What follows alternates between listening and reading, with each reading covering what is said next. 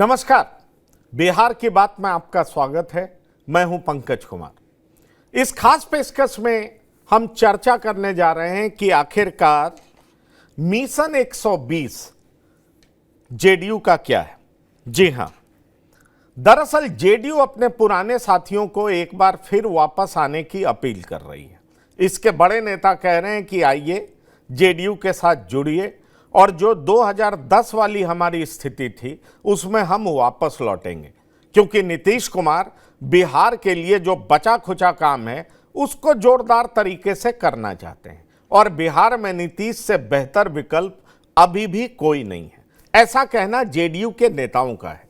इसलिए जेडीयू के नेता इसको लेकर के रणनीति भी बनाने लगे हैं, कई लोगों को साथ जोड़ने भी लगे हैं। आपको बेहतर पता है कि झारखंड से सरयू राय को जेडीयू ने अपने साथ मिला लिया है, मनीष वर्मा को महासचिव बना दिया है।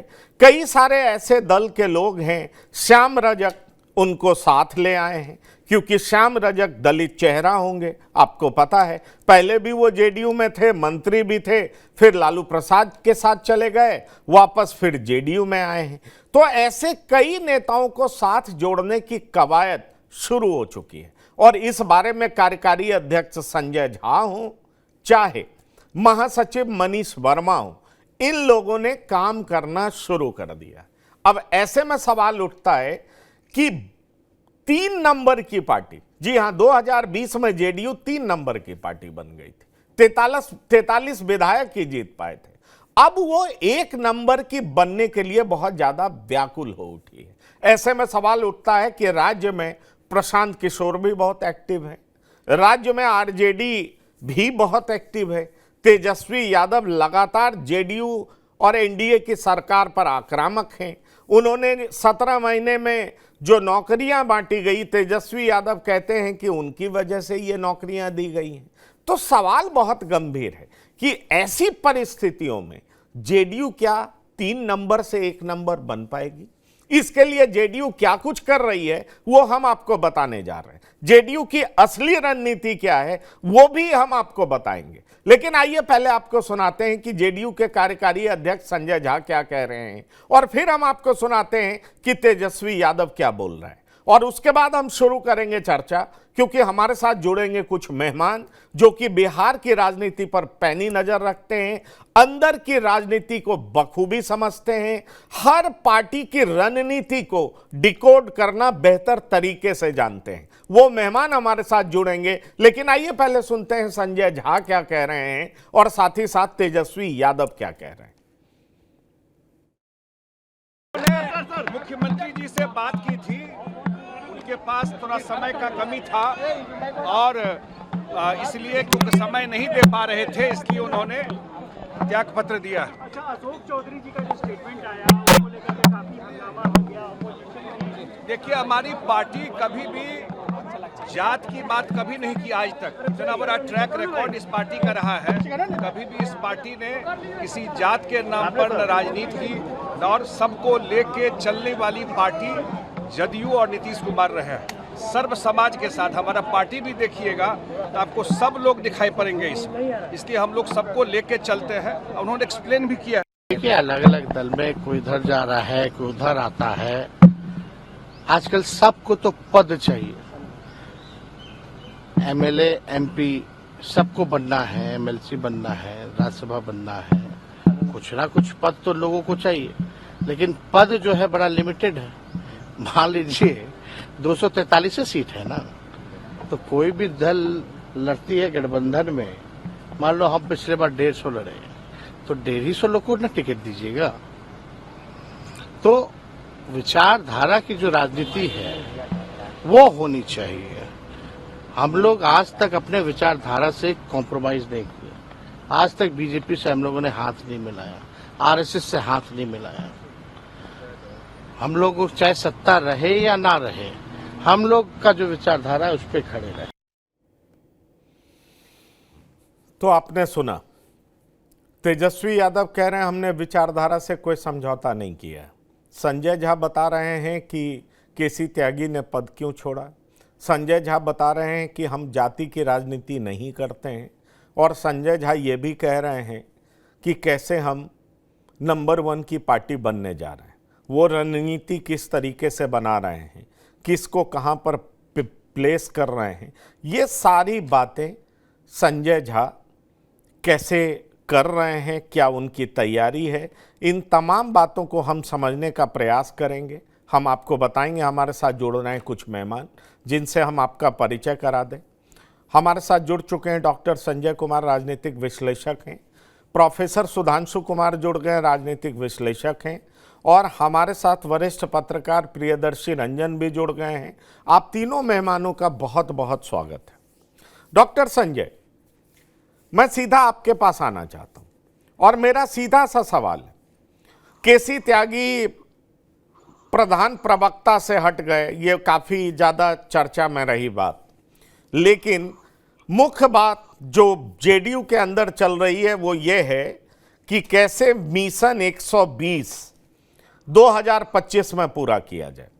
और इस कवायद में हमने ये भी देखा कि कई लोग पार्टी के साथ जुड़ भी रहे हैं, लेकिन इससे अलग हमें यह भी देखना होगा कि प्रशांत किशोर भी बहुत एक्टिव हैं, उनकी पार्टी भी जोरदार जमीन पर काम कर रही है। क्या आपको लगता है कि श्याम रजक के आने से और कुछ और लोगों को साथ जोड़ लेने से जेडीयू अपने मिशन 120 को पूरा कर पाएगी? इस स्थिति में है क्या जेडीयू?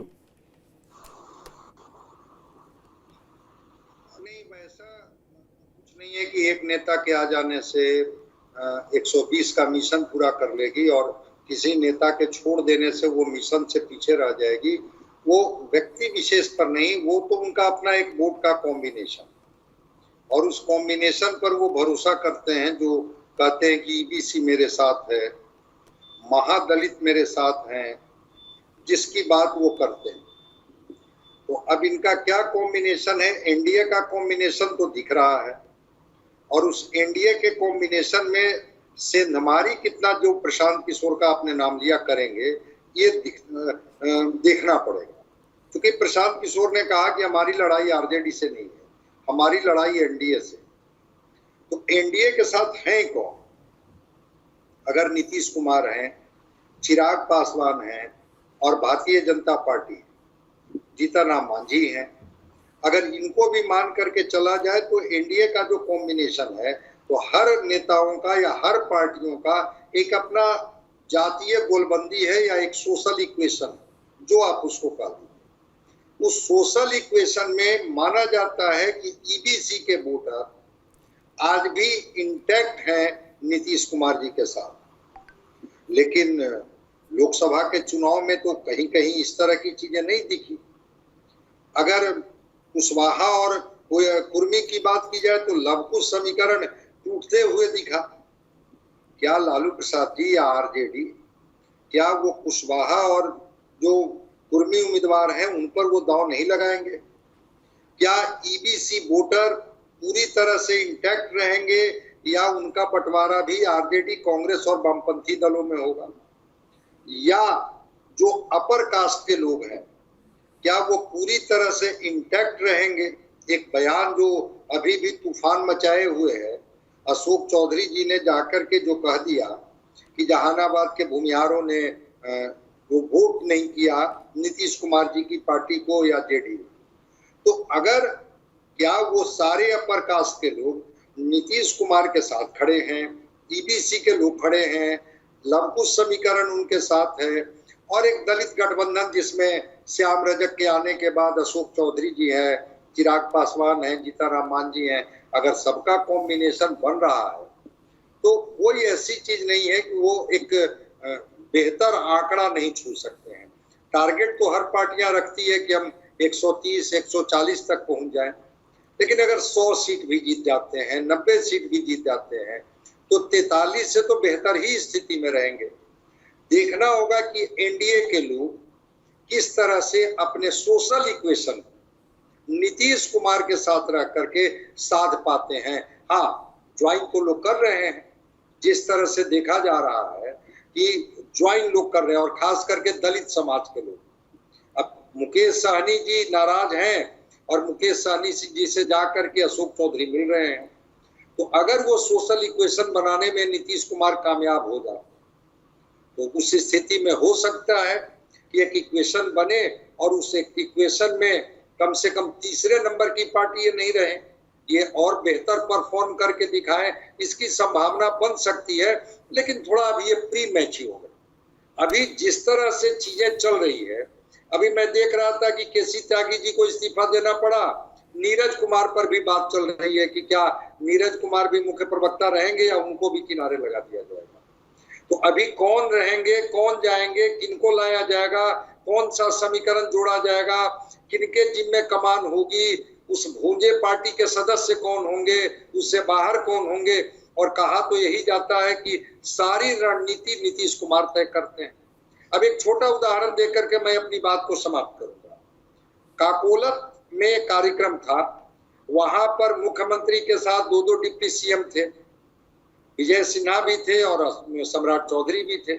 अभी खेल यूनिवर्सिटी का उद्घाटन हुआ, राजगीर में एक डिप्टी सीएम को गायब कर दिया गया, वहां मुख्यमंत्री जी थे और सम्राट चौधरी थे। तो ये समीकरण कौन सा बना रहे हैं मुख्यमंत्री जी, अब ये तो वो बताएंगे। अगर सोशल इक्वेशन को वो साधने में कामयाब हो गए और सारा समीकरण, कहा जाता है कि ललन सिंह के सारे लोगों को कोर टीम से बाहर निकाल दिया गया, चाहे वो राष्ट्रीय फलक पर हो या बिहार के संगठन में हो, तो कौन सा इक्वेशन इनका बनता है, किनको ये एंट्री दे रहे हैं, किनको ये बाहर कर रहे हैं, थोड़ा देखने दीजिए तो तस्वीर और साफ होकर के आए। नहीं देखिए, मैं चाहूंगा प्रियदर्शी रंजन जी बोले, क्योंकि देखिए वक्फ बोर्ड संशोधन बिल पे ललन सिंह का बयान आपने सुना, किस तरीके से संसद में ललन सिंह बोल रहे थे और उनके बाहर निकलते ही जेडीयू का स्टैंड किस तरीके से बदल गया। विजय चौधरी जेपीसी में जाने की बात कहने लगे और फिर ऐसे लगने लगा कि जेडीयू का स्टैंड डाइल्यूट हो रहा है। जबकि ये भी सच बात है कि लोकसभा चुनाव में एनडीए 12% से ज़्यादा मुसलमानों का वोट पाने में कामयाब नहीं हुई, लेकिन फिर भी नीतीश कुमार अपना सेकुलर क्रीडेंशियल खोना नहीं चाहते हैं। और इसलिए आप देखिए कि जमा खान ने विरोध किया और उसके बाद क्या हुआ, शिया सुन्नी के नेताओं को बुला करके एक बैठक की गई। दरअसल जेडीयू को ऐसा लग रहा है कि हम इस तरह का स्टैंड बना करके रखें कि हमारे वोटर्स हमसे जुड़े रहें, और इस कवायद में जेडीयू कई तरह की पहल कर रही है, अलग अलग जातियों के नेताओं को जोड़ भी रही है। जो जेडीयू से छोड़ करके बाहर निकले हैं उनको अपने साथ लाने का प्रयास भी कर रही है। और जेडीयू सबकी पार्टी है, मिडिल पाथ अपनाती है, उस तरह का मैसेज देने का काम भी कर रही है। लेकिन इस सब के बावजूद 18-19 साल सत्ता में रहने के बाद क्या आपको नहीं लगता कि एंटी इनकम्बेंसी भी तो कोई चीज होती है? लेकिन फिर भी नीतीश कुमार और उनके सिपा सलार कॉन्फिडेंट हैं कि हम मिशन 120 को छू लेंगे। क्या ऐसा हो पाएगा प्रियदर्शी रंजन जी? क्या आपको संभव दिखाई पड़ रहा है? देखिए, मिशन 120 से पहले जनता दल यूनाइटेड में जो कुछ चल रहा है उससे कई संकेत समझे जा सकते हैं। मेरा मानना है कि 120 से पहले जनता दल यूनाइटेड पूरी तरीके से भारतीय जनता पार्टी को बैकफुट पर धकेल देना चाहती है, पहली बात। दूसरी बात, वो उन तमाम नटों को, अपने ढीले नटों को कस देना चाहती है जिसकी वजह से 2020 के चुनाव में पटखनी खानी पड़ी थी। और तीसरी नंबर की पार्टी जनता दल यूनाइटेड को बन करके संतोष करना पड़ा था। आज की तारीख में आप, और एक चीज और मैं कहना चाहूंगा कि जिस तरीके से जनता दल यूनाइटेड का जो रवैया है वो कहीं न कहीं एनडीए की विचारधारा से दूर होता जाता दिख रहा है। जिस तरीके से वक्फ बोर्ड के मामले में ललन सिंह ने, जो आपने जिक्र भी किया, कि भाषण दिया, पक्ष में माहौल बनाया संसद में, और बाद में जनता दल यूनाइटेड के दूसरे नेता विजय चौधरी ने जेपीसी की बात कही और जनता दल यूनाइटेड में तमाम बैठकें हुई, यहाँ तक कि ललन सिंह संसद में एक तरफ भाषण देकर के दिल्ली से लौटे तो दूसरी ओर उनको पटना में मुसलमान नेताओं के बीच में बैठक करनी पड़ी और यह सफाई देना पड़ा कि नहीं नहीं, हम तो आप लोगों के साथ। तो कहीं ना कहीं ये जो पूरा माहौल बनता हुआ दिख रहा है वो एनडीए की विचारधारा से जनता दल यूनाइटेड की दूरी को दर्शा रहा है। आपने देखा होगा केसी त्यागी का त्याग पत्र, आप अशोक चौधरी के बयान को समझिए, ये यूं ही नहीं है अशोक चौधरी का बयान आना और उस पर जनता दल यूनाइटेड के बड़े नेताओं की चुप्पी। कोई भी बड़ा नेता खुल करके न पक्ष में न विपक्ष में अशोक चौधरी के बोल रहा है। तो इसका क्या मतलब समझा जाए? यही मतलब समझा जा सकता है कि देखिए, एनडीए का आज भी हार्ड कोर कैडर अगर कोई है तो 1, 2, 3 में अगर प्रथम पर किसी को रखना हो तो एक जाति विशेष का नाम लिया जाता है, जिस जाति विशेष को नाम लेकर के अशोक चौधरी ने बड़ी ही निंदनीय बात, राजनीति में उस तरह की बात को निंदनीय ही कहा जाता है, कही जहानाबाद में। तो ये दर्शा रहा है कि हो सकता है कि जनता दल यूनाइटेड का एनडीए से मुंह भंग हो रहा हो। क्योंकि देखिए, बिहार विधानसभा चुनाव और लोकसभा चुनाव दोनों अलग अलग होता है। लोकसभा चुनाव में निश्चित तौर पर भारतीय जनता पार्टी को बिहार में एज है, और नीतीश कुमार जैसे कुशल राजनेता इस बात को भली बात ही समझते हैं कि लोकसभा में किसके चेहरे पर चुनाव लड़ा जाएगा और किसके चेहरे पर वोट आएगा। और वहीं बिहार विधानसभा चुनाव की जब बात होती है तो पूरी तरीके से मामला बदल जाता है। तो नीतीश कुमार को यह भी लग सकता है कि लोकसभा चुनाव में जो होना था सो हो गया, और हमारी हिस्सेदारी तो केंद्र में बहुत मिली नहीं है, और अगर बिहार विधानसभा चुनाव में अपनी सीटों को बढ़ाना है तो वे तमाम समीकरणों को टटोला जाए। भारतीय जनता पार्टी के साथ जनता दल यूनाइटेड का कोई भावनात्मक रिश्ता तो है नहीं, पूरी तरीके से व्यवहारिक रिश्ता है, और व्यवहार तब तक है जब तक सीटें भारतीय जनता पार्टी के साथ रहने पर जनता दल यूनाइटेड को आती हैं। 2020 के बिहार विधानसभा चुनाव में जो देखा गया वो ट्रेंड जनता दल यूनाइटेड के खिलाफ गया। अशोक चौधरी ने जो बयान दिया है उसको आने वाले आगामी बिहार विधानसभा चुनाव से भी जोड़ करके देखिए। नीतीश कुमार की नापसंदगी कहीं न कहीं लोगों के बीच फैल गई है। जो एंटी इनकम्बेंसी की बात आपने कही वो कहीं न कहीं फैल गई है, और ये मध्य मार्ग अपनाने वाले नीतीश कुमार अब अपने ही बुने जाल में घिरते हुए नजर आ रहे हैं। या फिर यूं कहिए कि जो वो जाल बनाए थे अब वो कमजोर हो गया है, उस जाल को और मजबूत करने की कोशिश कर रहे हैं।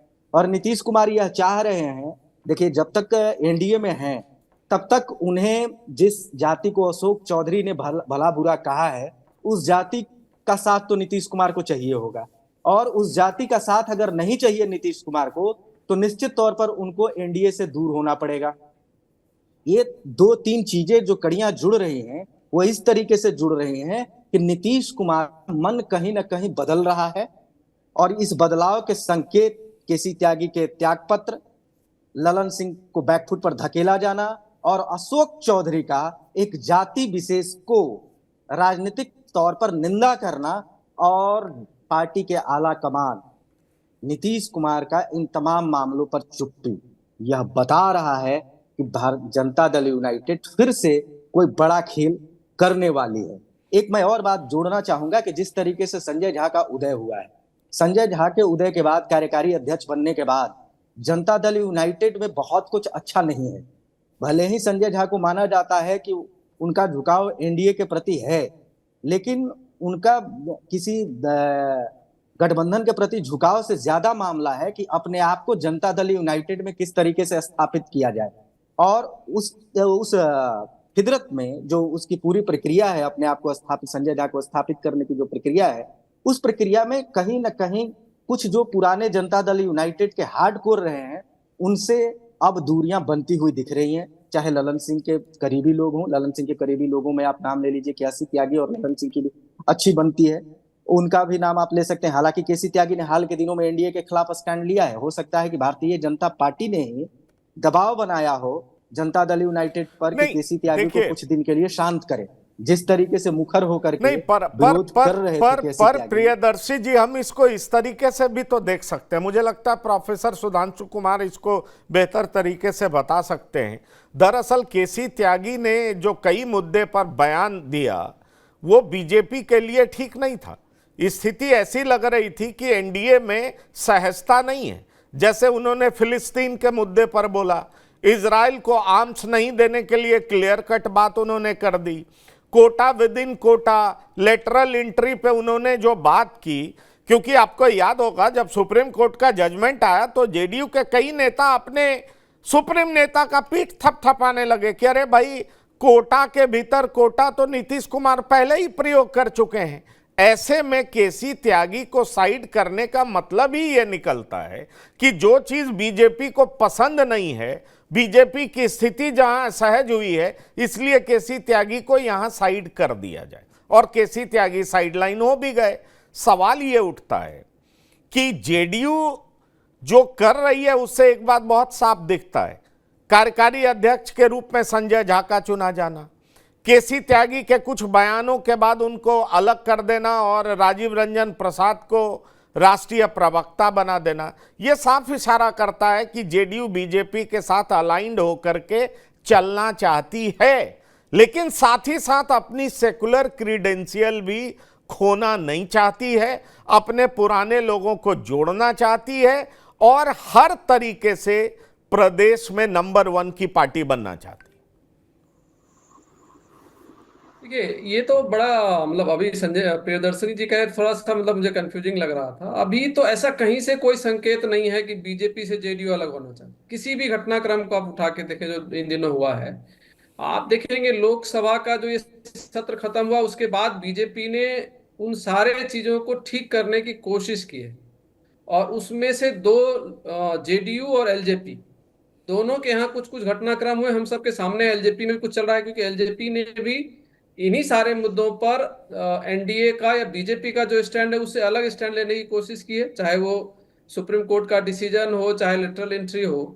और केसी त्यागी जी का एक स्टैंड को अगर हम मतलब जो फिलिस्तीन वाला स्टैंड है अगर उसको छोड़ दें तो बाकी के सारे स्टैंड उन्होंने कोई बहुत अलग लिए हो ऐसा नहीं है। वो वही चीजें कह रहे हैं जो जेडीयू का कोर रहा है। जो नीतीश कुमार, मान लीजिए कि इलेक्ट्रल एंट्री पे अगर वो बात करते हैं तो जेडीयू का तो वो कोर रहा है। नीतीश जी ने जाति जनगणना कराई थी, नीतीश जी जो है ने आरक्षण बढ़ाया था।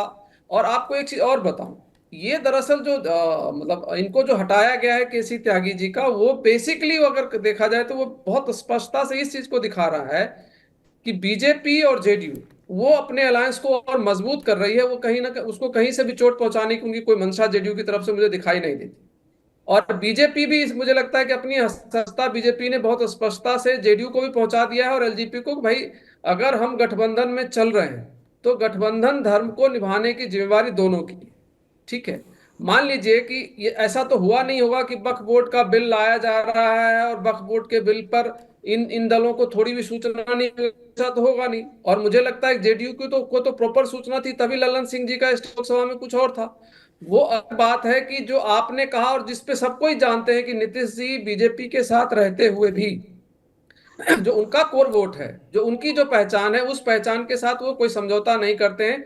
साथ रहते हुए भी अपने लोगों से बयान दिलवा और साथ रहते हुए भी अपना अलग स्टैंड जो खास करके अल्पसंख्यकों के संदर्भ में है, जो सोशल जस्टिस के संदर्भ में है, वो सब चीजें वो अपनी तरफ से कहते रहते हैं, करते रहते हैं। और वो अभी भी दिख रहा है।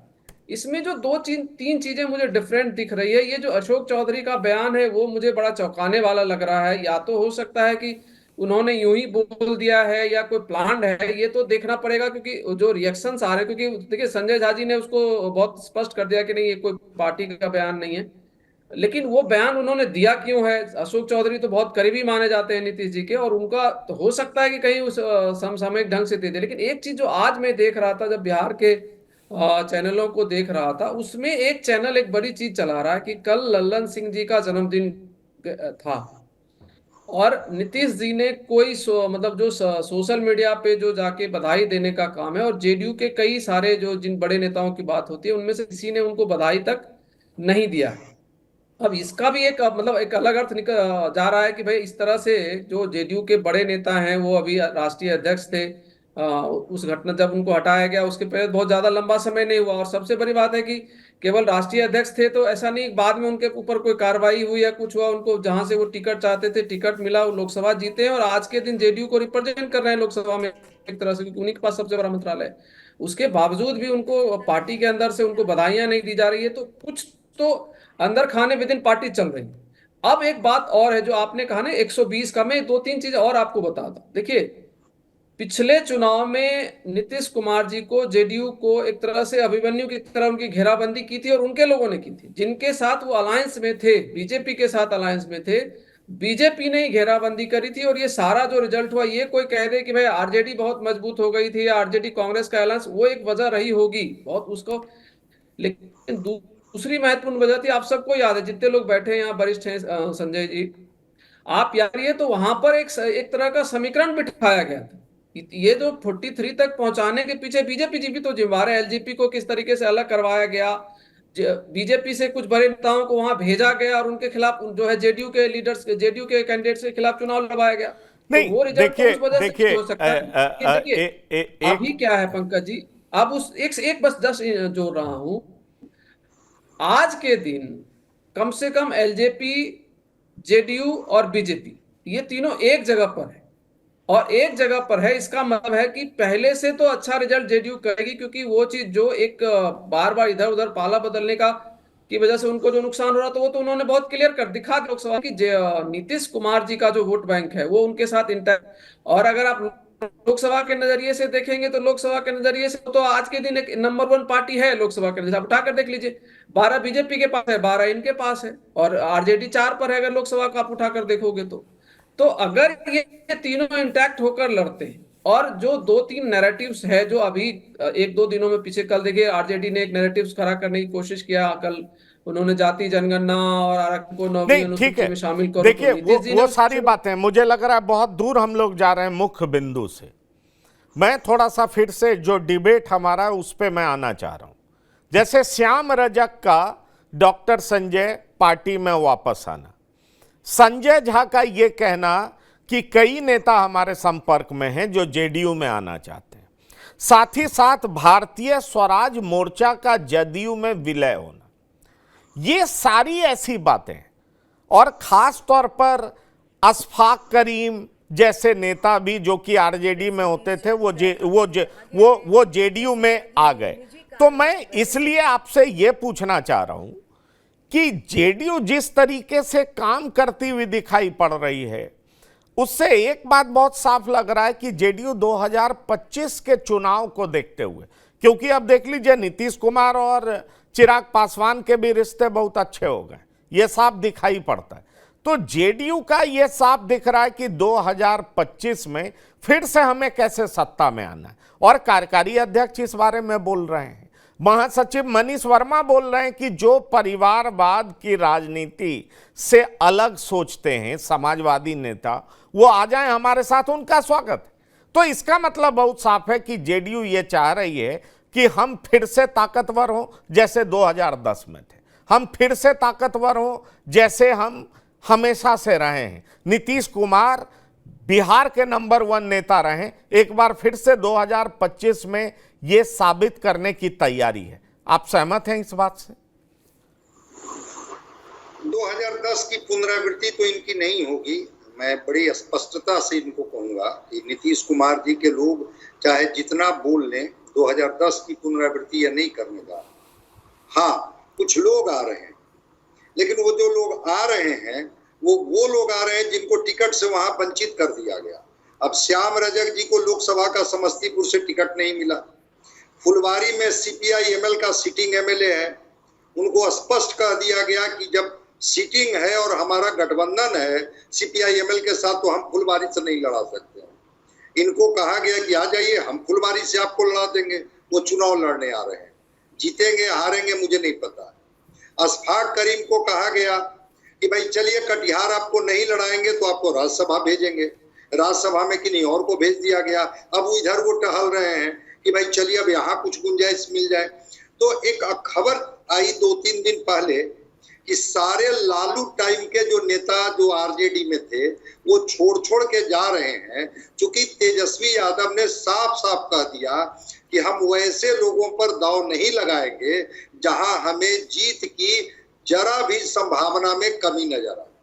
हम नया चेहरा देंगे, नए तरीके से लोग डालेंगे चुनाव में, परिणाम क्या होगा वो हम अपने तरीके से तय करेंगे। तो एक स्कोप तो यहाँ बना है, कहा गया कि आप आइए मेरे यहाँ, स्वागत है। टिकट मिलेगा नहीं मिलेगा मैं नहीं जानता हूँ। एक चीज से मैं सहमत हूँ कि संजय झा अमित शाह जी के साथ डे टू डे कॉन्टेक्ट में, और बीजेपी के साथ कोई इनका अभी तत्काल किसी भी तरह का कॉन्फ्लिक्ट नहीं होने जा रहा है। वो कार्यकारी अध्यक्ष हैं, दिल्ली में हैं, तो स्वाभाविक है कि जब अमित शाह के हर बिंदु पर, कहा तो यहाँ तक जा रहा है कि केसी त्यागी जी को भी जो हटाया गया वो अमित शाह जी के कहने पर या उनके इशारे पर ही इनको छुट्टी की गई कि नहीं अब चलिए अब किनारे पकड़िए। तो जहां पर गठबंधन की बात है, एनडीए में बीजेपी और जेडीयू का अभी तक तो गठबंधन दिख रहा है, लेकिन जो जमीनी स्तर पर वो स्वराज पार्टी मिल जाए, श्याम रजक आकर मिल जाए, अशफाक करीम आके मिल जाए, वो कोई जमीनी बदलाव नहीं करेंगे। हाँ, ईबीसी को लेकर के थोड़ा पार्टी का रिफ्लेक्शन दिखता है, और उसका एक उदाहरण है कि कलाधर मंडल रुपौली से चुनाव हार जाते हैं, लेकिन जब इनका लिस्ट जारी होता है संगठन में तो वरीय उपाध्यक्ष में कलाधर मंडल को जगह दी जाती है। वो कलाधर मंडल जो चुनाव नहीं जीत सकते हैं उनको संगठन में सबसे ऊपर जगह दी जाती है। उससे लगता है कि ईबीसी को नीतीश कुमार किसी तरह से पूरी तरह से गोलबंद करना चाहते हैं। दलित लोगों को, श्याम रजक चुनाव जीते न जीते, एक सिंबॉलिक तो पूरे बिहार में है, एक समाज के नेता तो हैं, वो जब अपने तरीके से कनेक्ट करेंगे तो बोलेंगे ही कि आरजेडी ने कैसे हमारे साथ नाइंसाफी की, आरजेडी ने कैसे हमें अपमानित किया, हमें जेडीयू ने सम्मान दिया। तो जो दलित के बड़े नेता हैं वो तो एनडीए में अभी दिख रहे हैं, चाहे वो पासवान समाज के हों, रविदास समाज के हों, रजक समाज के हों, पासी समाज के हों, मांझी समाज के हों, वो है। तो फिर मैं वही बात को दोहरा रहा हूं कि ईबीसी का इंटैक्ट यहाँ दिख रहा है। बाकी एनडीए और ये जो लोग हैं सो, चाहे जीतन राम मांझी हो, चिराग पासवान हो, इन लोगों का कॉम्बिनेशन अगर रहता है तो निश्चित रूप से नीतीश कुमार की पार्टी अच्छा परफॉर्म करेगी। कितना इनको सीट मिलेगी हिस्से में मैं नहीं जानता हूं, लेकिन परफॉर्म करेगी। लेकिन एक तरफ इस सच्चाई को भी स्वीकार करना होगा, इसको मैं भटकना नहीं कहूंगा, कि जिस तरह से टारगेटेड तरीके से या तो बयान दिया जा रहा है, होता है राजनीति का ये भी एक पार्ट है कि अगर उनको गाली दोगे, उनको हटाओगे, उनको भगाओगे तो एक इधर गोलबंदी होगी, लोग खुश होंगे। ये भी राजनीति का एक पार्ट होता है कि अगर लोग हमसे छटक गए हैं तो ओबीसी और ईबीसी की गोलबंदी के लिए किन्हीं को आपको टारगेट करना होगा। अब ललन सिंह नीतीश कुमार के कितने खास हैं सबको पता है। अब भाई उनके जन्मदिन पर अगर कोई एक शुभकामना भी, वह भी सोशल मीडिया पर भी नहीं जाता है, तो आप समझ सकते हैं मनीष वर्मा को कैसे बड़ी जिम्मेवारी दे दी गई है कि आप जरा सा संभालिए। तो अगर उस रणनीति के तहत कि हम ईबीसी को, ओबीसी को, दलित को, मुस्लिम को गोलबंद कर लेंगे तो एक कंफर्टेबल मेजॉरिटी में आ जाएंगे, 120-25 सीटें हम ले लेंगे, ये संभावना हो सकता है। लेकिन एक टारगेट करने का भी अगर कोई रणनीति है कि उनको टारगेट कीजिए, उससे इधर गोलबंदी बढ़ेगी, तो उसको भी मैं रणनीति का हिस्सा मानता हूं। क्योंकि किसी भी व्यक्ति की ताकत नहीं है जेडीयू में कि बिना नीतीश कुमार की सहमति से कोई कुछ बोल दे। आरसीपी भी जब बोलते थे प्रशांत किशोर के खिलाफ में, उनके पार्टी में रहते हुए, क्या नीतीश कुमार के खिलाफ बोलते थे? बिना सहमति से बोलते थे। और आरसीपी के खिलाफ भी जब लोग बोलने लगे थे तो क्या बिना नीतीश कुमार की सहमति से बोलते थे? सब कुछ उनकी सहमति से होता है। वो नेपथ्य में रहते हैं, माउथपीस कोई और होता है। वो अगर रणनीति का पर डॉक्टर संजय मुझे लगता है अशोक चौधरी बोलते बोलते ओवरबोर्ड चले गए। मुझे लगता है कि अशोक चौधरी को भी पता है कि वो जो कहना चाह रहे थे, अगर सब जाति के हिसाब से देखा जाए तो अशोक चौधरी कितना गलत बोल रहे थे और उसका कोई मतलब नहीं था। और आप ये देखें, चूंकि जहानाबाद में अशोक चौधरी का भी इंटरेस्ट है, बरबीघा में अशोक चौधरी का भी इंटरेस्ट है, और क्या इंटरेस्ट है कहिए तो मैं बता सकता हूं। आखिर उनकी पार्टी के ही विधायक है ना सुदर्शन और अशोक चौधरी में क्यों नहीं पटता है? कहा जाता है कि बरबीघा से सायन कुणाल चुनाव लड़ेंगे, अशोक चौधरी ऐसा चाहते हैं, इसलिए वो बरबीघा अक्सर जाते हैं। कहा जाता है जहानाबाद से एमपी के टिकट का अशोक चौधरी ने खुद कहा है कि हमने चंद्रवंशी जी का विरोध किया था, लेकिन पार्टी ने तय कर लिया तो हमें उनको वोट देना चाहिए। पर यह स्थिति तो हर जगह नजर आई। क्या जेडीयू के जो वोटर माने जाते हैं उन्होंने ललन सिंह को वोट दिया था क्या मुंगेर में? एनडीए के जो वोटर माने जाते हैं, क्या गिरिराज सिंह को उन लोगों ने वोट दिया था क्या? अगर वो दिए होते तो गिरिराज सिंह और ललन सिंह की जीत इतने कम वोटों से तो नहीं होती। तो इसीलिए कास्ट डायनेमिक्स भी तो एक चीज है। और लालू प्रसाद जी ने जो चाल चली, कई जगह कुशवाहा को उतार दिया, तो जो जेडीयू का कोर वोटर था वो तो टूट ही गया। सवाल यहां पर यह उठ रहा है, रवि उपाध्याय जी भी जुड़ गए हैं, आपका बहुत बहुत स्वागत है। सवाल यह उठ रहा है कि एनडीए अपने कोर वोटर को जब तक साथ नहीं जोड़ लेगी तब तक यह सोच लेना कि हम 120 पर पहुंच जाएंगे असंभव है। ये पहुंचना बहुत मुश्किल है। आप खुद कह रहे हैं 3 बार नहीं गए, 4 बार नहीं गए, तो अरे भाई नहीं गए तो हार गए ना, वहां पर नहीं गए तब हार गए, और ऐसे बोलिएगा तो कैसे जीत जाइएगा? यह भी तो बात है। 6 महीने पहले तक, लोकसभा चुनाव से 6 महीने पहले तक ललन सिंह क्या बोलते थे, और जैसे ही एनडीए में आए ललन सिंह की भाषा बदल गई, और ललन सिंह से ज्यादा वहां के लोगों ने प्रचार करके, कैंपेन करके ललन सिंह को जिताया। रवि जी, आपसे बड़ा सीधा सा सवाल है। जेडीयू मिशन 120 लेकर के चल रही है, और अब प्रदेश में जनसुराज पार्टी भी है, वो भी चुनाव लड़ेगी, ओवैसी भी सीमांचल में एक्टिव दिखेंगे। ऐसे में सवाल उठता है कि क्या 3 नंबर की पार्टी 1 नंबर बन सकती है? क्या इसकी गुंजाइश आपको दिखाई दे रही है? पंकज जी, जिस तरीके से अशोक चौधरी जो बयान दे रहे हैं, उससे आपको लगता है क्या कि 1 नंबर की पार्टी बन जाएगी?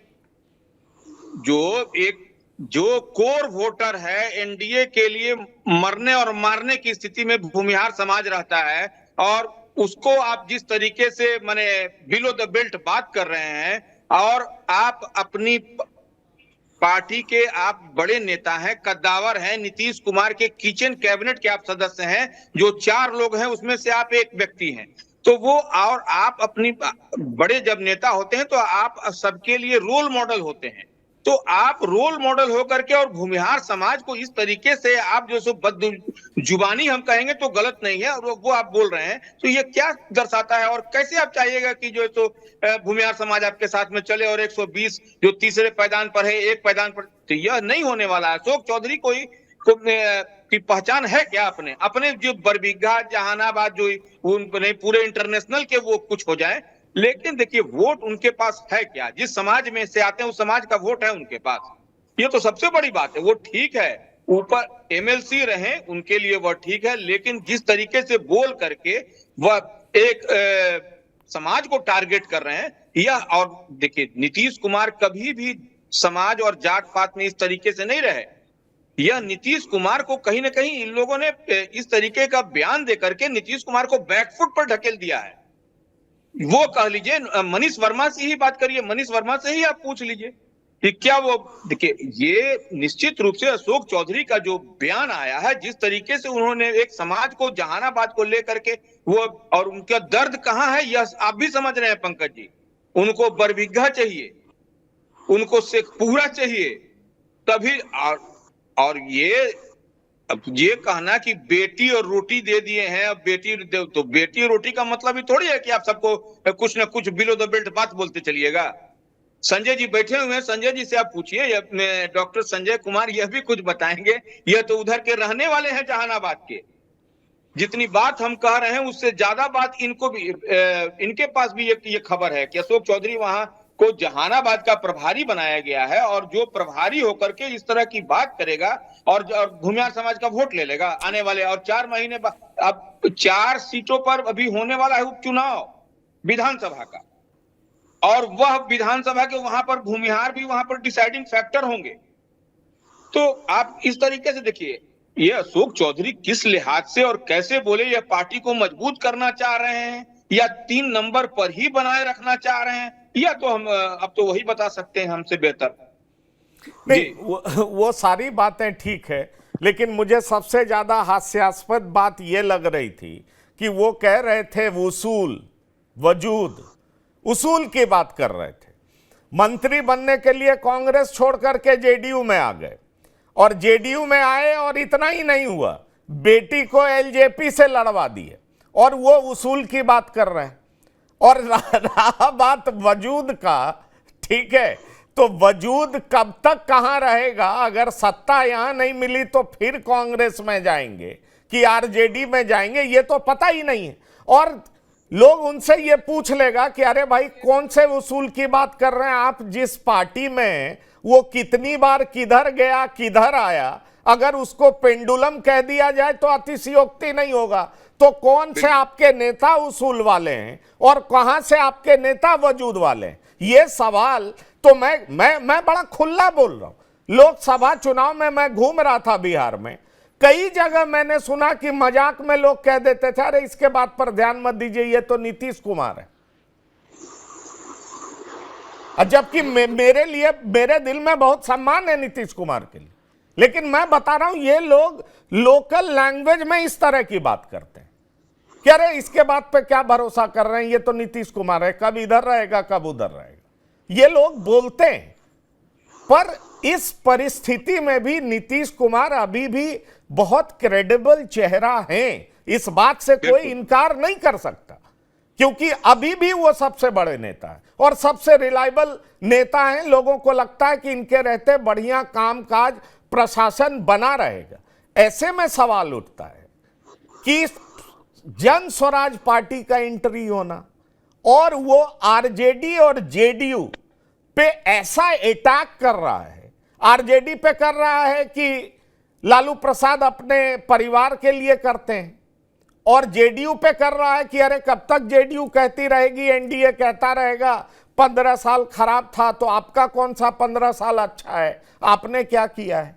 इस परिस्थिति में प्रियदर्शी रंजन जी, क्या आपको लग रहा है कि एनडीए को जैसा चुनौती लोकसभा चुनाव में मिला है उस तरीके से विधानसभा चुनाव में एनडीए बेहतर कर पाएगी, और क्या जो जेडीयू का मिशन 120 है वो पूरा होता दिख रहा है आपको? क्या मुझसे पूछ रहे हैं क्या? हाँ, मैं आपसे पूछ रहा हूं जी।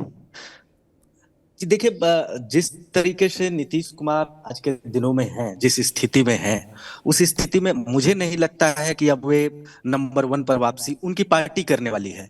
नंबर 1 नेता वो बेशक बने रहेंगे, आज की तारीख में भी हैं, आने वाले दिनों में भी वे बिहार के हो सकता है कि नंबर 1 नेता बने रहे, लेकिन जनता दल यूनाइटेड अब नंबर 1 पार्टी बनेगी, इसकी संभावना मुझे बहुत ही कम नजर आता है। देखिए, चूंकि नीतीश कुमार की पूरी राजनीति को समझेंगे तो हो सकता है कुछ कोई अन्यथा न ले, लेकिन एक प्यासा कौवा की कहानी है जो बहुत ही चतुर होता है।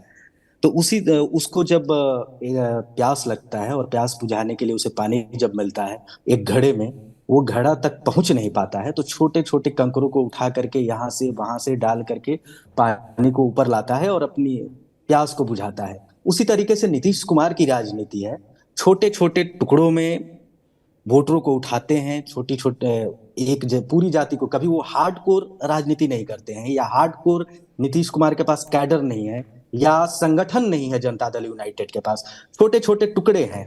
किसी को एक जाति है तो उसका छोटा सा टुकड़ा, दूसरी जाति है उसका छोटा सा टुकड़ा, इसी तरीके से अन्य यहाँ वहां, और उन तमाम टुकड़ों को सत्ता नामक की घड़ा में डालते हैं, और उस घड़ा में जो सत्ता का पानी जो नीचे बैठा हुआ है वो धीरे धीरे ऊपर आता है और नीतीश कुमार अपनी प्यास बुझाते हैं। लेकिन अब वो टुकड़ा भी उनको नहीं मिलने वाला है। जिस तरीके से वो हमला कर रहे हैं, उनके लोग एक एक लोगों को टारगेट कर रहे हैं। अशोक चौधरी ने एक जाति को टारगेट किया, अभी जो इनके कार्यकारी अध्यक्ष बने हैं वो जिस तरीके से अपना एजेंडा जनता दल यूनाइटेड के भीतर चला रहे हैं वो भी कहीं से भी हितकर नहीं है। और नीतीश कुमार भले ही मुस्लिम तुष्टिकरण की राजनीति करते हों, लेकिन आपने शुरुआती दौर में ही कहा कि 12% से अधिक मुसलमान उनको वोट नहीं देता है, तो नीतीश कुमार को वोट कौन देता है ये भी नीतीश कुमार को समझना होगा। और अगर मुसलमानों के नाम पर आप इस तरीके से बार्गेन करेंगे तो एनडीए में रहते हुए तो शायद आपकी दाल ना गले।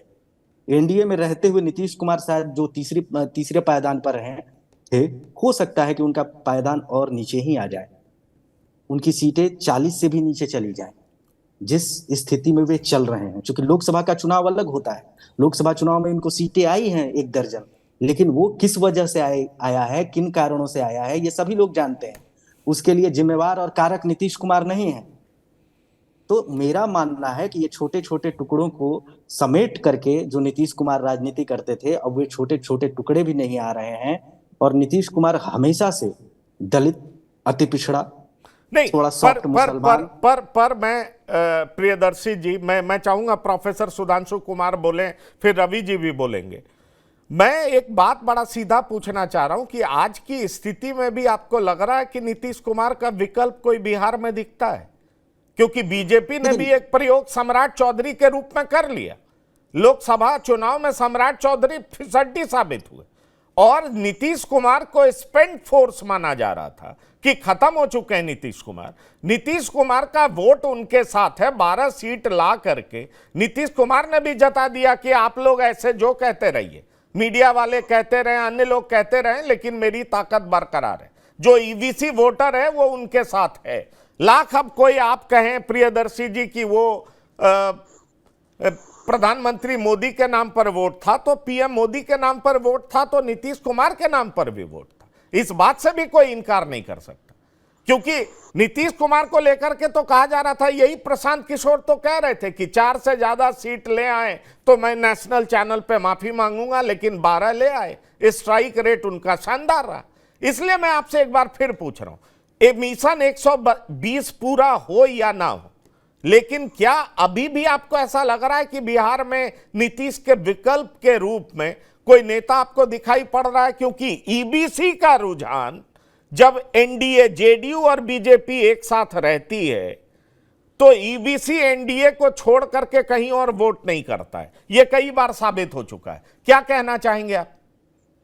देखिए, नीतीश कुमार का विकल्प बिहार में भले ही ना हो, लेकिन जनता उन्हें राजनेताओं के बीच में नीतीश कुमार का विकल्प नहीं है, लेकिन जनता के बीच में तो नीतीश कुमार का विकल्प है। तभी तो नीतीश कुमार को वोट नहीं दिया और 40 सीटें आई। ये मैं प्रोफेसर सुधांशु कुमार से पूछ रहा था ये। अच्छा जी। पंकज जी देखिए, बिहार विधानसभा का जो चुनाव है उसमें 2 लीडर हैं। एक तरफ नीतीश जी होंगे, दूसरी तरफ तेजस्वी होंगे। जो चयन है जनता को इन दोनों के बीच करना है। दोनों के अपने अपने पॉलिटिकल बेस भी है, जाति बेस भी है, और उनके सबके अपने, दोनों के अपने कुछ कुछ काम।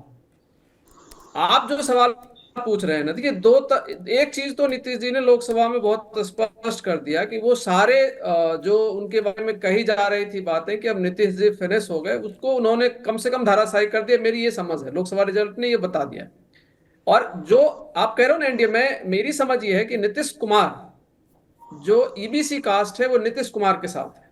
और आपको और बताऊं, जो दलित जातियां हैं, अगर लोजपा आज उसके साथ जुड़ जाती है तो मोटे तौर पे एक बड़ा समुदाय दलितों का वो भी आज के दिन में एनडीए के साथ है। तो ये किसी को भी नहीं भूलना चाहिए। और ये अगर कोई कह दे कि नीतीश कुमार आज के दिन में फिनिश होने की स्थिति में, तो ऐसा बिल्कुल नहीं दिखेगा आपको। और देखिए अब वो क्या कर रहे हैं, छोटी ये अशोक जी वाली, तो मैं तो उसको जिससे जो आपने कहा, मैंने वो चीज पहले ही कही कि मुझे भी बड़ा आश्चर्य लग रहा है उनके बयान को देखकर कि इस दौर में वो इस तरह का बयान क्यों दे रहे। तो शायद कोई पर्सनल खुन्नस हो उनका, कुछ अपना, वो कई बार लोग बयानबाजी अपने ही दल के नेता के ऊपर प्रेशर बनाने के लिए करते हैं, तो शायद उस तरह का कोई रहा होगा जो आप लोग भी रिपोर्ट करो। मुझे भी लगभग उसी तरह की मेरी समझ थी। लेकिन जो नीतीश जी सब सजा रहे हैं, जिस तरह की चीजों को सजा रहे हैं, अगर कल रजक जी वापस आए तो उनको लाया गया, वो अपने समाज के बीच जाएंगे। मान लीजिए, मतलब चलिए जाति का नाम नहीं लेते, लेकिन वो सारे तरह के जो जातियों के लीडर्स हैं उनको इकट्ठा करने की वो कोशिश कर रहे हैं। ईबीसी में उनकी अपनी पहचान है, जो महादलित जातियां हैं उनकी अपनी पहचान है, वहां पर उनका अपना किया हुआ काम है। देखिए चीजें कहाँ कहाँ फंसेगी, केवल अगर उसको ये लोग खास करके जेडीयू अगर समेट पाती है। एक तो ये है कि जो विपक्ष नैरेटिव बना रहा है, जो कल से शुरू हो गया बिहार के अंदर, पहले से चीजें चल रही थी कि चूंकि, और उसकी शुरुआत नीतीश जी ने स्वयं करी है कि जो एक तो वो है कि नौकरी वाला मामले पर क्या कर पाएंगे। जो पीछे हम लोगों ने, याद होगा आप और हमने एक बार डिस्कस किया था कि भाई अगर वो 5 लाख नौकरी जो प्लानिंग कर रहे हैं, अगर वो देकर जाएंगे, अगर उन्होंने इलेक्शन से पहले ये काम कर लिया, तो वो जो तेजस्वी जी का एक तरह का यूएसपी बन गया है कि भाई वो ये जब आते हैं, या तेजस्वी जो अपने तरीके से कहते हैं कि हम नौकरी दें, अगर उसको एक तो वो टैकल कर ले वो, और दूसरा ये जो जाति जनगणना और आरक्षण का मुद्दा, ये दोनों भी अगर जेडीयू टैकल करने में सफल हो गई, और जेडीयू, एलजेपी और बीजेपी ये तीनों एक साथ रह गई जैसा अभी लग रहा है, और मुझे उसमें कहीं से कोई कमी नहीं दिखा रही। ये सारी चीजें बीच बीच में चलती रहती हैं, लेकिन आज के दिन ये अलायंस, एनडीए अलायंस में कहीं से कोई विद इन अलायंस कोई खटपट, खास करके बिहार के विधानसभा के संदर्भ में तो मुझे अभी नहीं दिख रहा। लोकसभा में कुछ मुद्दों को लेकर हुआ है, पार्टी का कोई आपसी झगड़ा नहीं है, लेकिन कुछ और सबकी अपने अपने कंपल्सन्स भी। मैं आपको बताऊं, अगर वक्फ बोर्ड जैसा मुद्दा आएगा तो नीतीश कुमार जी के अपने कंपल्सन है, नीतीश की पार्टी हो सकता है। ठीक है, आपने ये बात कह दी। अब सवाल ये उठता है, डॉक्टर संजय रवि जी मैं आ रहा हूं, अब देखिए, दलित के सारे चेहरे एनडीए के साथ हैं, इस बात से तो आप इनकार नहीं कर सकते। जो बड़े नेता हैं, श्याम रजक हो, जीतन राम मांझी हो, चिराग पासवान हो, ये सारे बड़े चेहरे वो एनडीए के साथ हैं, और दलित का भी 19% वोट है। तो मुझे लगता है जनक राम भी बीजेपी में है, तो मुझे लगता है कि दलित में भी बाय एंड लार्ज ये मैसेज जाएगा कि हमारे सारे बड़े नेता एनडीए के साथ हैं। अशोक चौधरी का जो बयान है, मुझे लगता है कुछ समय के साथ ये बयान खत्म हो जाएगा, और अशोक चौधरी ने कई बार इसका खंडन करने का भी कोशिश किया। लेकिन इस सब के बावजूद मैं एक चीज बड़ा साफ आपसे पूछ रहा हूं कि क्या आपको लग रहा है कि नौकरी या जातीय जनगणना, क्योंकि जातीय जनगणना भी नीतीश कुमार का ही शुरू कराया हुआ है, और नीतीश कुमार के नेता कहते हैं कि जातीय जनगणना जब बात हो रही थी, कैबिनेट से पास हुआ था, तो बीजेपी साथ थी, कैबिनेट में बीजेपी थी, बीजेपी के साथ सरकार थी। तो यह मुद्दा कैसे काउंटर होगा, यह देखने वाली बात होगी। और मेरे साथ तो संजय झा ने बाकायदा इंटरव्यू में कहा कि मुंबई में हम लोग चाहते थे जातीय जनगणना को लिया जाए, लेकिन कुछ नेताओं ने विरोध किया और लालू प्रसाद भी हमारे साथ खड़े नहीं रहे। तो जब बात निकलेगी तो सब बताया जाएगा। ऐसे में सवाल उठता है कि इन सब चीजों के बीच में जो कुछ पॉलिटिकल फोर्स, जैसे जन स्वराज पार्टी भी है, वो मुसलमानों को भी अपनी तरफ खींच रही है, अलग अलग जातियों को भी अपने तरफ खींच रही है, वो आबादी के हिसाब से टिकट बांटने की बात कह रही है। ऐसे में क्या आप देख पा रहे हैं कि जेडीयू की ताकत बढ़ेगी या जेडीयू का नुकसान होगा, बीजेपी का ज्यादा नुकसान होगा, आरजेडी का ज्यादा नुकसान होगा, या आरजेडी का ही सबसे कम नुकसान होगा? देखिए, जो मैं देख रहा हूं, जो जहां तक मेरी दृष्टि जाती है, कुशवाहा समाज के लोगों ने लोकसभा में वोट नहीं किया, लेकिन कुशवाहा समाज के लोगों को खुश करने के लिए उपेंद्र कुशवाहा जी को राज्यसभा में भेजा गया, भगवान सिंह कुशवाहा को विधान परिषद में जगह दी गई, और अभी भी कहा जा रहा है कि लौ कुश एक साथ रही। लेकिन कुशवाहा समाज इतना पॉलिटिकल और टैक्टिकल वोटिंग करता है कि लालू प्रसाद जी कौन सा जाल फेंकेंगे और उस जाल में कुशवाहा समाज ना आए, बिल्कुल नीतीश कुमार जी के साथ खड़ा हो जाए या एनडीए के साथ खड़ा हो जाए, इस पर अभी भी प्रश्न चिन्ह है। लेकिन जो जाति आपके साथ लड़ते भिड़ते मरते रही है, बिल्कुल रवि उपाध्याय जी की बात से मैं सहमत हूं, उन जातियों को आप सीधे सीधे जा करके एक तरह से आप धमकी दे रहे हैं। आप कटिहार के इंचार्ज थे और कटिहार में ईबीसी का कैंडिडेट था, वहां कैसे हार गए आप? और जहानाबाद के प्रभारी हैं भगवान सिंह कुशवाहा, ये तो प्रभारी भी नहीं है, ये मंत्री जी जा करके सीधे अपना कुछ कुछ बोल करके चले आए, धमका के चले आए। ललन सिंह को उसी शेखपुरा में कह दिए थे, वो वायरल हुई थी चीजें कि आप कौन होते हैं रोकने वाले। वो जो सुदर्शन वहां के विधायक हैं, उनको एकदम कहते हैं कि आप किनारे पकड़े रहिए, किसी समय हम आपको किनारे कर देंगे। धमका करके अगर कोई पार्टी चाहेगी कि किसी का वोट ले ले और चाहेगी किसी को उपकृत करके वोट कर ले, शायद अब वो दोहराने वाली बात नहीं हुई। कुशवाहा समाज के बारे में फिर मैं कह रहा हूं, अगर लौकुश का समीकरण है, उस समाज को लालू प्रसाद जी ने फ्रैक्चर्ड कर दिया है लोकसभा के चुनाव में। रवि जी भी मेरी बात से सहमत होंगे।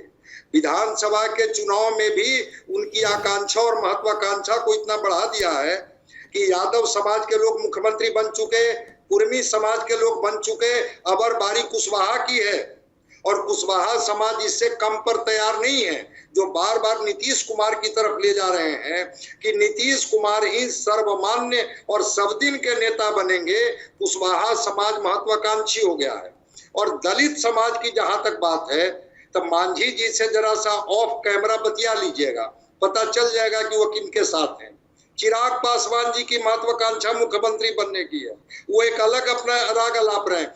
आप एक क्लब करके देख रहे हैं कि 19-20% दलित, लेकिन वो दलितों की अपनी महत्वाकांक्षा है।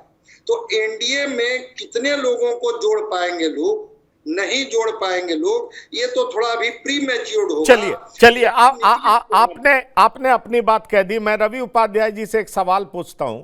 रवि जी, क्या आपको लगता है कि उपेंद्र कुशवाहा को अगर मंत्री बना दिया जाए, राज्यसभा में तो चले गए, फिर भी कुशवाहा एनडीए से दूर रहेगा, या जो लोकसभा चुनाव में कुशवाहा का वोट इधर उधर गया है वो एनडीए की तरफ एकमुश्त होकर के नहीं आएगा? पंकज जी, देखिए, निश्चित रूप से जो उपेंद्र कुशवाहा को राज्यसभा भेजा गया, यह अंदर खाने में लंबे समय से ये बात चल रही थी कि उपेंद्र कुशवाहा को यदि राज्यसभा भेज देता है एनडीए तो मजबूती के साथ वो कुशवाहा जो इधर उधर हमारी भाषा में जो हुलुक बुलुक करते हुए इधर उधर गए थे, वो लोग फिर से मजबूती के साथ चले आएंगे। और अब रही बात कि उनको केंद्र में मंत्री बनाने की, तो निश्चित रूप से केंद्र में यदि वो मंत्री बनते हैं तो आप इधर सासाराम, रोहतास, काराकाट, बक्सर की तरफ आप निकल करके देखिएगा तो आपको पता चलेगा कि वहां के कुशवाहा समाज के लोग उम्मीद लगाए बैठे हैं कि उपेंद्र कुशवाहा को इस बार मंत्रिमंडल में उनको शामिल किया जाएगा।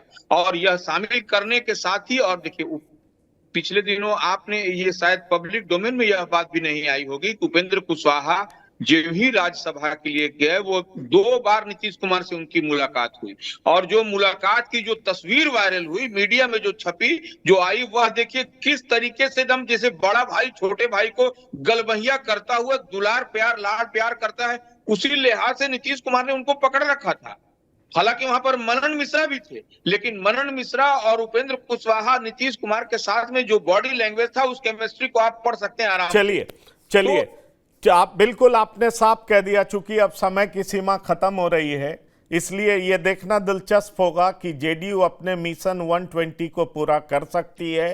इनर स्ट्रक्चरिंग तो बहुत हो रहा है, काफी फेरबदल हो रहा है, जिम्मेदारियां बदल रही हैं, लेकिन जो मिशन है जेडीयू का, क्या वो 2025 में कामयाब होगा? प्रियदर्शी जी आपका, प्रोफेसर सुधांशु कुमार आपका, रवि जी आपका और डॉक्टर संजय कुमार आपका बिहार की बात में शिरकत करने के लिए बहुत बहुत धन्यवाद और शुक्रिया। तो बिहार की बात में इतना ही। ताज़ा तरीन खबरों के लिए आप लगातार देखते रहिए TV9। धन्यवाद, नमस्कार।